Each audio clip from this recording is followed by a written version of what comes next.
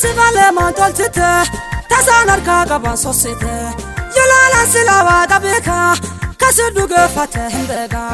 ammatete ta Jesus gore lamme sonu rankalatu hore ammatete ta Jesus gore lamme sonu rankalatu hore nujibadu jibadu nujibadu jibadu nujibadu jibadu habotete nalene jibadu habotete nalene jibadu kayamate nalene jibadu jibadu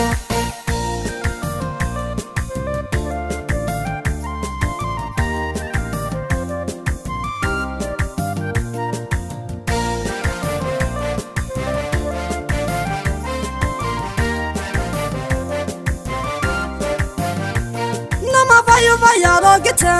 mila vaya kabote site, dureza garra le site, dubar ragada karbe site, mantol site warra sifale, sulail me gatte male, mantol site warra sifale, sulail me gatte male,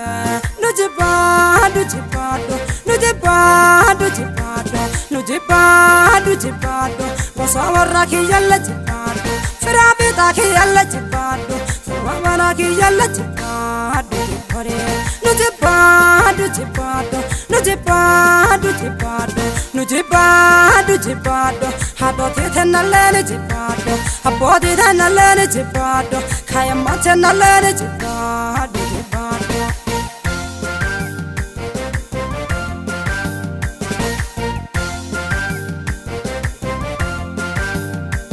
guyagala dagatte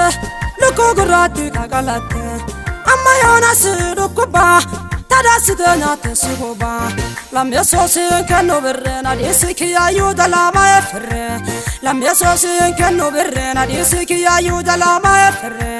nujibadu jibadu nujibadu jibadu nujibadu jibadu hadote tenalene jibadu kayamante nalene jibadu abodi danalene jibadu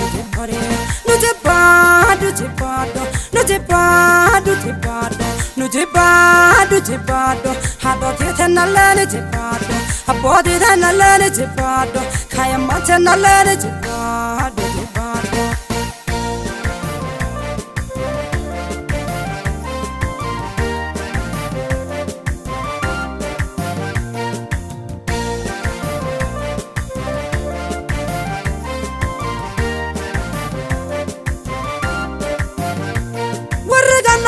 Kabate, waga giya kaduge afate, halu gudoga da kabate,